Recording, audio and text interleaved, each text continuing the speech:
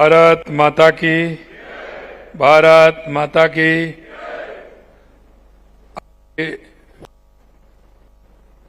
इस स्वदेशी जागरण मंच की राष्ट्रीय परिषद की इस बैठक में मंच पर विराजमान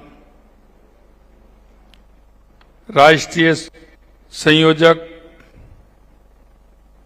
स्वदेशी जागरण मंच श्री आर सुंदरम जी,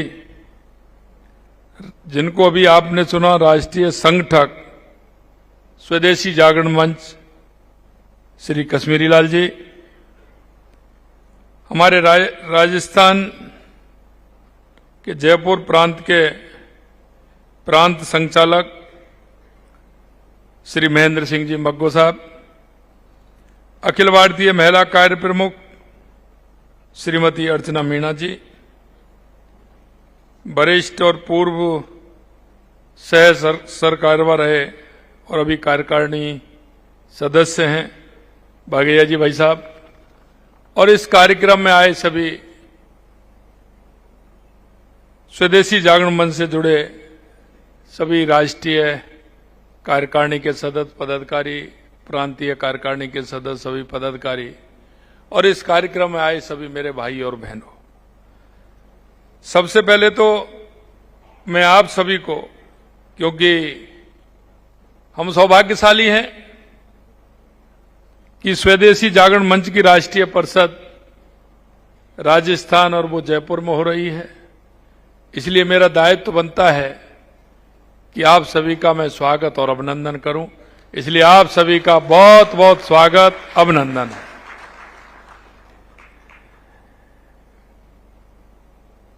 ये मातृशक्ति भी हमारी आई हुई है, उनको भी मैं नमन करता हूं। मित्रों, मुझे प्रसन्नता है कि आज स्वदेशी जागरण मंच की राष्ट्रीय परिषद में मुझे भी सम्मिलित होने का अवसर प्राप्त हुआ है। आज मेरा ये बहुत महत्वपूर्ण, क्योंकि विधानसभा चल रही है, एक बहुत ही महत्वपूर्ण बिल पर आज चर्चा है जो राजस्थान के लिए आवश्यक था। अभी मैं बार बार उसी को देख रहा था, मन मेरा वहां था, मैं यहां था, लेकिन अभी वो बिल पास हुआ है तो मैंने वो बंद करके मेरा काम किया है कि वो राजस्थान में आवश्यक था, इसलिए उस बिल को लेकर के हम आए। मित्रों, जब देश भर में ऐसे कार्यकर्ता जो स्वदेशी के विचार को जीते हैं, क्योंकि ये नारा नहीं है, ये हमारी संस्कृति है, यह आजादी और उससे पहले चला हुआ अभियान है।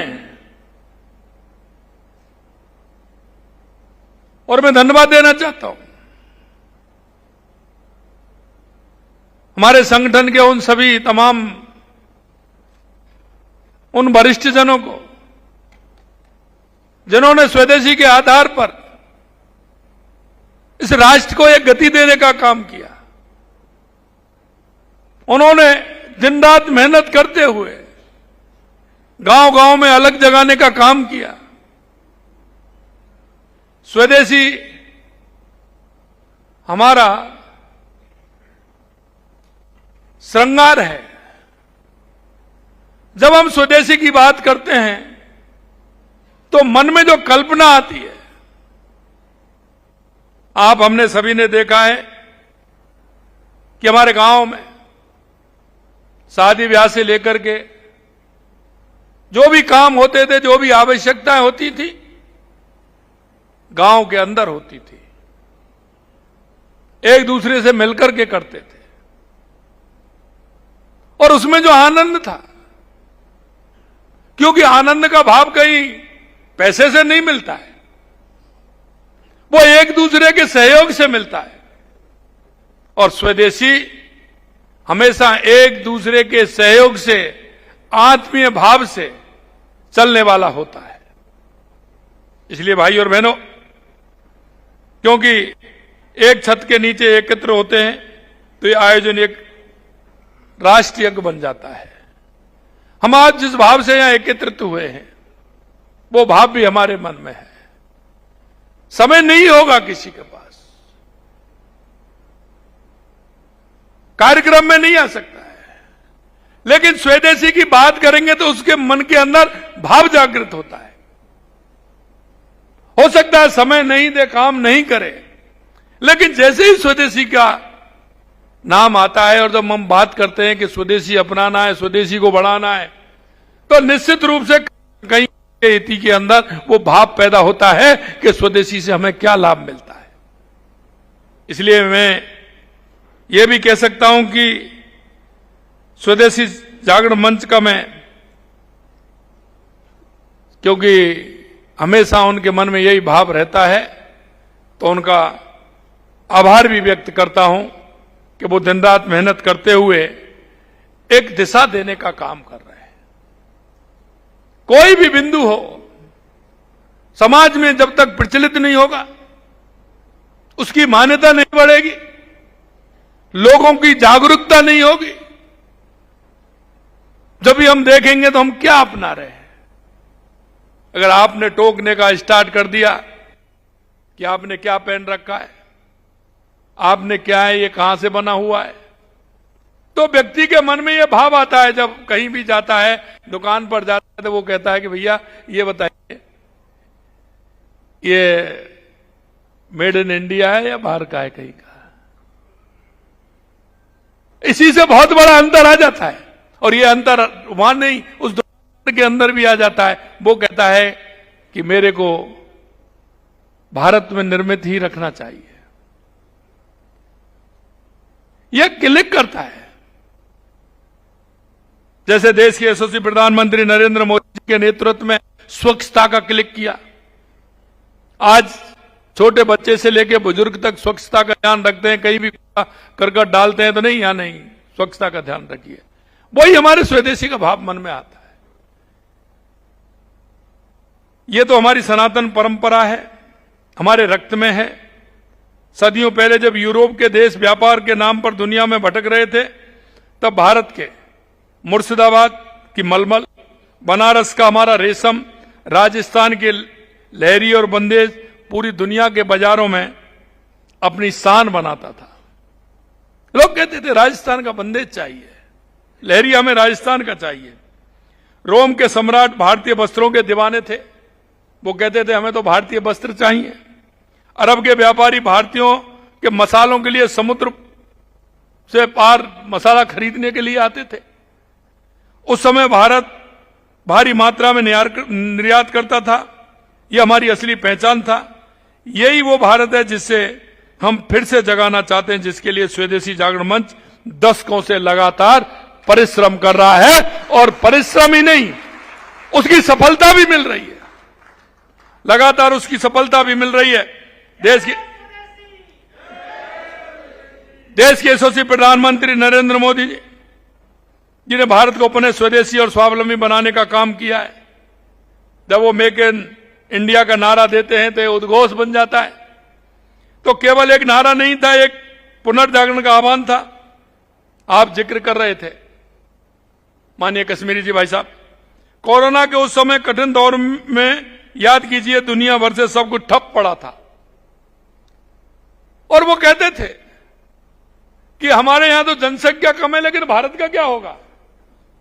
वो भारत पर प्रश्न चिन्ह लगाते थे कि आखिरकार इतनी बड़ी आबादी, साधन संसाधन नहीं है, तो भारत की स्थिति कौन।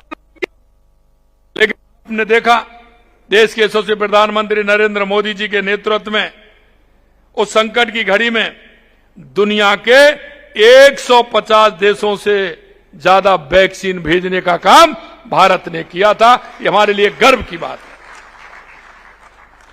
यह आत्मनिर्भर भारत की ताकत है। यह मोदी जी के उस सोच का परिणाम है जिसने भारत को उपभोक्ता से उत्पादक बनाने का कार्य किया था। आज भारत रक्षा के क्षेत्र में आत्मनिर्भर है। और आपने देखा है 15 जनवरी को राजस्थान के जयपुर में, यहीं महल रोड पर, आपने एक स्वदेशी हथियारों की जो आर्मी परेड निकली थी। और माननीय भाई साहब, मैं कहना चाहता हूं 15 लाख लोगों ने तो प्रत्यक्ष रूप से देखा था। अगर टीवी चैनल की मैं बात करूं तो करोड़ों लोगों ने वो कार्यक्रम देखा। उसमें स्वदेशी हथियार थे पूरे, जो आर्मी परेड पहली बार छावनी से निकल करके जनता के बीच में कार्य हुआ था। मित्रों, बढ़ती हुई ताकत है। माननीय प्रधानमंत्री जी के नेतृत्व में जिस तरह से हमारी ताकत बढ़, दुनिया के देश भारत की तरफ देख रहे हैं। मैं कहता हूं, स्वामी विवेकानंद जी ने कहा था, और कब कहा था? 1893 में, कि 21वीं सदी भारत की होगी। क्या आपको विश्वास नहीं होता है? क्या उस नरेंद्र ने कहा था और ये नरेंद्र करके बता रहा है? सीधे देखिए, 2014 के बाद मैं कहता हूं, देश के अंदर जो परिवर्तन हुआ है वो ना पहले 40-50 साल में हुआ कभी, ना आगे भी। 2014 के बाद आज तक जितना परिवर्तन हुआ और आगे होने वाला है, विकसित भारत 2047, भारत की अर्थव्यवस्था जो 2014 से पहले 11वें स्थान में थी, आज चौथे स्थान पर आ गई। चौथे से तीसरे पर हम आने वाले हैं। जिस देश ने 2 दशकों तक भारत पर हुकूमत की हो, वो आज अर्थव्यवस्था में भारत से पीछे है। जो अपने आप में आज का आधुनिक तकनीकी का मास्टर मानता है जापान, वो भी भारत से पीछे है। आने वाले समय में मेरे भाई और बहनों, मैं कहना चाहता हूं कि स्वदेशी जागरण मंच का जो योगदान है, उस योगदान के कारण हम आने वाले समय में आत्मनिर्भर भी बनेंगे और दुनिया की महाशक्ति भी बनेंगे। यह भी मैं आपको विश्वास दिलाता हूं। आपका परिश्रम ऐसे ही नहीं है, हमारे संगठनों की परिश्रम की पराकाष्ठा कर दी। आज हम ऐसे ही नहीं खड़े हैं। 1-1, 2-2, 3-3, 4-4 पीढ़ियां चली गई, जिन्होंने जीवन भर मां भारती के लिए, इस राष्ट्र के लिए अपने आप को समर्पित कर दिया। उनका एक-एक विजन, उनका एक-एक विषय, कभी हम बात करते हैं। हमारे अनुसंधान संगठन जितने भी हैं, उनको किस तरह से सजो के रखा है, उनका काम किस तरह से बांटा गया है। हम समाज के लोगों को काम लेते हुए आगे बढ़ते हैं। मेरे भाई और बहनों, मैं इतना कहना चाहता हूं, हमारे स्वदेशी की ताकत बहुत बड़ी है। और आज आपने देखा, भाई साहब कह रहे थे कि राजस्थान के प्रवासी भाई साहब, मैं उसका एक उदाहरण देना चाहता हूं। और वो उदाहरण यह है कि मैंने पहले ही साल में राजिंग राजस्थान किया था। राजिंग राजस्थान में मैंने सभी को निमंत्रण दिया।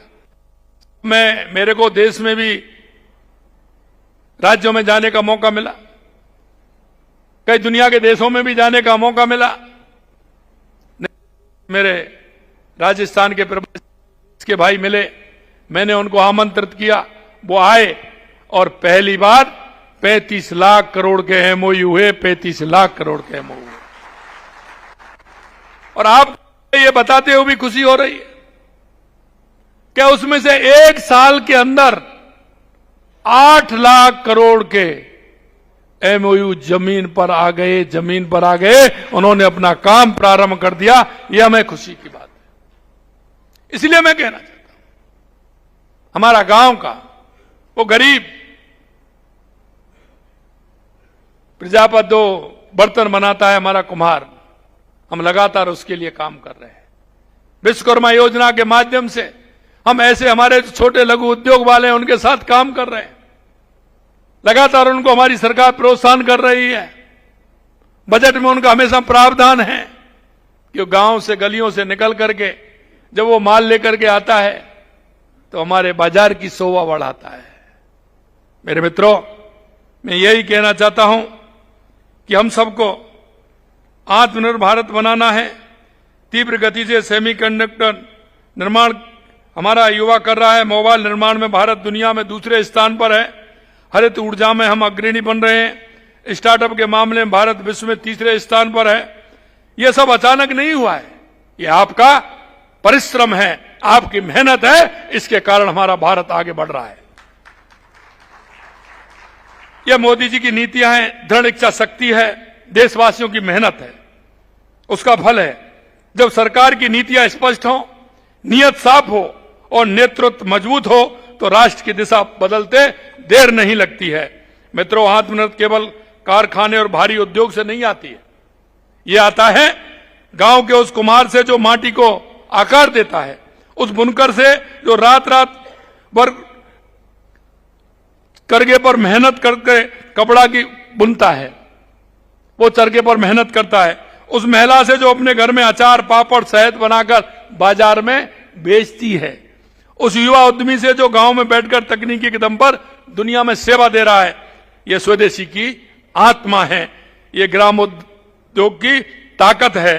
जब हम स्थानीय उत्पादन खरीदते हैं तो हम किसी एक व्यक्ति की मदद नहीं करते, हम उस पूरी श्रृंखला को सहारा देते हैं जो उत्पादन से जुड़ा रहता है। उसका उत्पादन का एक श्रृंखला नहीं है, वो एक दूसरे के पूरक होते हैं। और जब हम सामान खरीदते हैं तो वो चेन बनती है, और जब वो चेन बनती है तो वो एक दूसरे का सहारा बनते हैं, उससे उसका परिवार चलता है, घर मजबूत होता है और वो आगे बढ़ता है। ये भी मैं कहूंगा, जब किसान उस कच्चे माल को पैदा करता है, उसकी प्रोसेसिंग होती है। मैं किसानों से कहता हूं कि पैदा आप करते हो, उसका फायदा हमें मिलना चाहिए, लोकल लेवल पर मिलना चाहिए। मेरे यहां जीरा पैदा होता है, जीरे की मंडी हमने खोली है, उसके लिए प्रोसेसिंग कैसे कर सकते हैं। धनिया हमारे यहां होता है, इसबगोल हमारे यहां होता है, मक्का हमारे यहां होता है। अगर बात करें तो हल्दी हमारे यहां होती है, मेथी, हरी मेथी हमारे यहां होती है, मूंगफली हमारे यहां सबसे ज्यादा होती है, सरसों हमारे यहां सबसे ज्यादा होती है। फल की बात करें तो किन्नू हमारे यहां पैदा होता है। हमारा सवाई माधोपुर क्षेत्र अमरूद के लिए जाना जाता है। हमारा जैसलमेर में लोग कहते हैं जैसलमेर का हमारा खजूर सबसे अच्छा पैदा हो रहा है, जो सऊदी में नहीं होता है वो हमारे जैसलमेर में मिलता है। बालातुर और बाड़मेर की बात करें तो वो अनार ऐसा मोटा, जो सबसे बड़ा वाला अनार आता है वो हमारे बालोतरा से आता है। हमने उसकी सभी की प्रोसेसिंग वही हो, उसी जिले में बने। हमने बनाया है पंचगौरव, ओडीओपी। हमारे जिले के 5 गौरव क्या हो सकते हैं? वह वनस्पति क्या है, फल क्या है, मां का दर्शनीय स्थल क्या है, मां का मोनूमेंट क्या है, मां का खेल क्या है। इस तरह से हमने जिले में पंच गौरव बनाया है। इसको बढ़ाएंगे तो स्वदेशी अपनाएंगे, जिससे हमारा स्वदेशी खेल भी होगा। स्वदेशी मंदिर में दर्शन करने भी जाएंगे, जो अपना मंदिर है वो कौन सा हो सकता है। इसलिए पंच गौरव बना करके हमें हमारे नीचे तक को मजबूत करना है, यह हमारा काम। मित्रों, जब व्यापारी जिसे बाजार तक पहुंचाया जाता है एक स्वदेशी वस्तु को खरीद, दरअसल एक पूरे परिवार को रोटी, एक पूरे गांव की अर्थव्यवस्था मजबूत होती है। आज जब हम नवाचार की बात करते हैं, जरूरी है नहीं कि वो किसी बड़ी प्रयोगशाला से ही निकले। असली नवाचार जो आदमी की जिंदगी बदले, वो गांव की समृद्ध करे। साथियों, राजस्थान में भी क्योंकि डबल इंजन की सरकार है, देश के यशस्वी प्रधानमंत्री नरेंद्र मोदी जी एक एक राज्य की एक स्कीम का ध्यान रख के चलते हैं। वो बताते हैं कि मेरा राज्य कैसे बढ़ सकता है। जिस तरह से हमने जिले का मॉडल दिया, हमारे जिले की अगर अर्थव्यवस्था जीडीपी बढ़ेगी तो हमारे राज्य की बढ़ेगी, अगर राज्यों की बढ़ेगी तो हमारे देश की बढ़ेगी। हमें इस भाव से काम करना है। हमारे यहां हैंडीक्राफ्ट से लेकर के टेक्सटाइल से लेकर के हमारा जितना काम होता है, ब्लू बैटरी से लेकर के जो हमारा काम चलता है राजस्थान के अंदर, वो दुनिया के बाजार में आप देखते हैं किस तरह से राजस्थान के माल की खपत होती है, वो हमारा स्वदेशी माल जाता है। मैं आपसे इतना ही कहना चाहता हूं मेरे भाई और बहनों कि हमें पूरा ध्यान रखते हुए हमारे स्वदेशी को आगे बढ़ाना है और हमारी संस्कृति को भी आगे बढ़ाना है। ये हमारी संस्कृति है, हमारा हस्तशिल्प हमारा प्रसिद्ध है, उसको हमें कैसे आगे बढ़ा सकते हैं। और आज आप देख सकते हैं, कई जगह में जाता हूं, प्रदर्शनी देखता हूं, उसमें पुराने जो हमारे हमारा पुराना गाड़ी है, हमारी पहले भैली होती थी वो है, हमारे हैंडीक्राफ्ट के होते थे, पुरानी टेबल होती थी, मेज होती थी, इसका लोगों ने टिकट लगा रखा है। पुरानी वस्तुओं का उनको दिखाते हैं। हमने कहा हमारा ये तो उत्पादन है, हमारे गांव में से उत्पादन होता है ये। लेकिन उन लोगों को क्या पता है, उन्होंने ऐसे उसको सजा के अच्छी बात है। हम कहते हैं और भी चाहिए तो और भी हम भेज सकते हैं। और मैं आपसे कहना चाहता हूं, आप जितना पुराने मॉडल में जाएंगे आपकी प्राइस उतनी ही अच्छी होगी, स्वदेशी भी होगी, हमारा उसमें सब कुछ मिलेगा। इसलिए यह भी हमें करना चाहिए। मैंने ब्लू पोट्री, लहरिया बंदेज, संगमरमर का काम, मीनाकारी वो आपने देखा ही है। ये केवल कला नहीं, हमारी विरासत है, हमारी पहचान है। और इसीलिए आपको मैं कहना चाहता हूं, हमारे राजस्थान का आपने शेखावाटी क्षेत्र, आपने जो राजस्थान वाले उन्होंने तो देखा है, वहां हमारे शेखावाटी की हवेलियां बड़ी प्रसिद्ध हैं। और वो हवेलियां उनकी हैं जो राजस्थान के दुनिया में, जो हमारे सेठ हैं जिन्होंने दुनिया में जाकर के नाम किया है, उन्होंने राजस्थान की खुशबू को दुनिया में महका रखा है। मैंने उनको कहा कि ये हवेलियां दोबारा नहीं बनेंगी, उनके कारीगर भी नहीं है, उनकी मीनाकारी का कोई नमूना कहीं नहीं मिलेगा। मैंने शेखावाटी की उन हवेलियों पर रोक लगा दी। उनको तोड़ रहे थे, फोड़ रहे थे, कोई कुछ बना रहा था, मॉल बना रहा, कोई कुछ बना रहा था।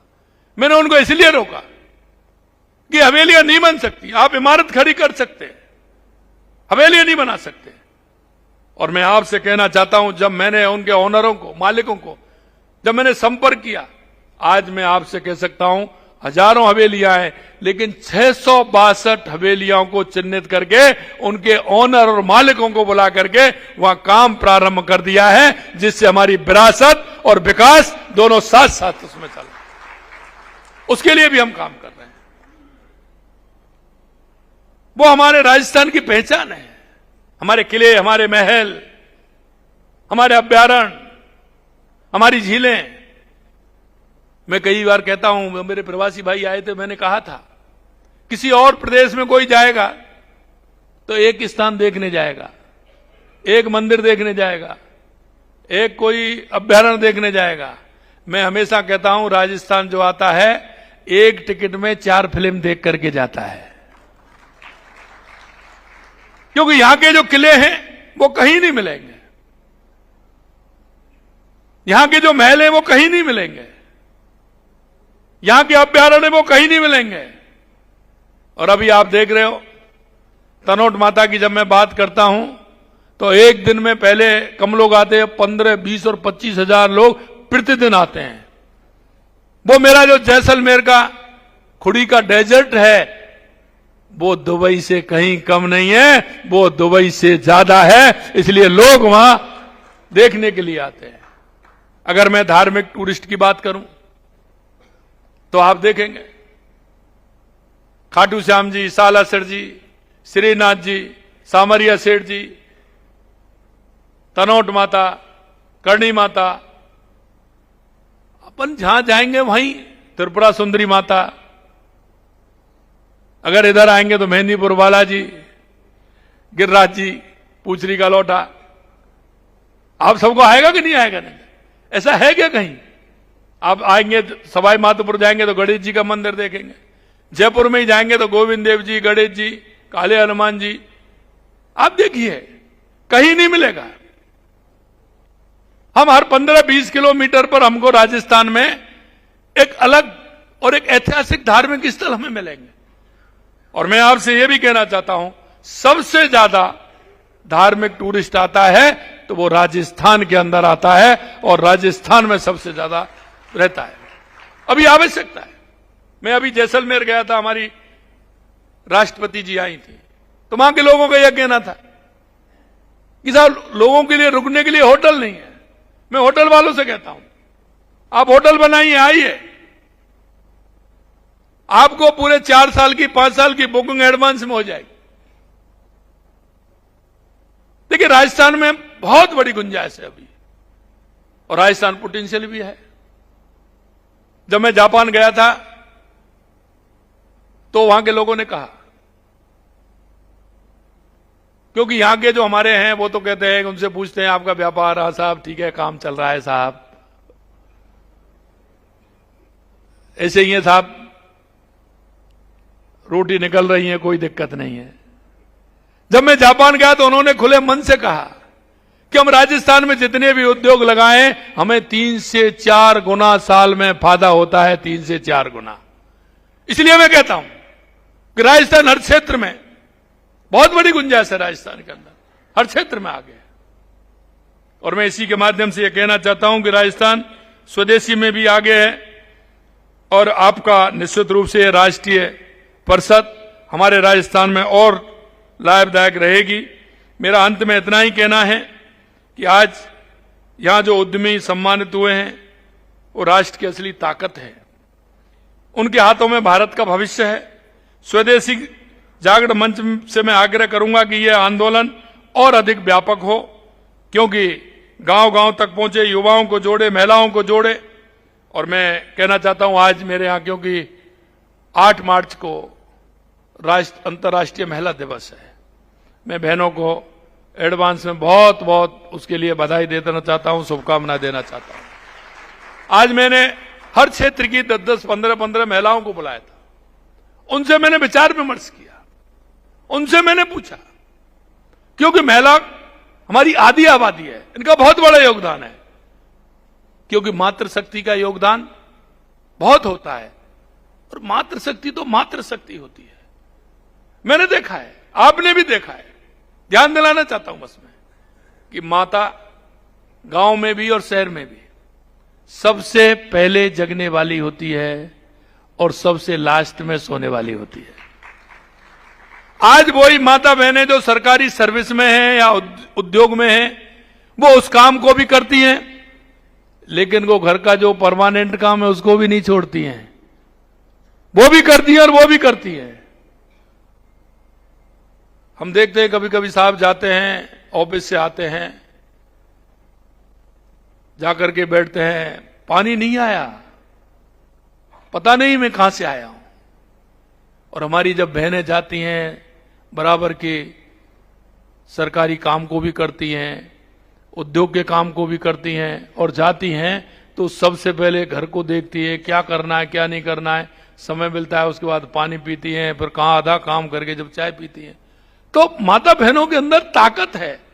मैं स्वदेशी जागरण मंच से यही कहना चाहता हूं कि हमारी माता बहनों का योगदान अभी और बढ़ना चाहिए, आवश्यकता है, और स्वदेशी के क्षेत्र में तो बहुत बड़ी आवश्यकता है।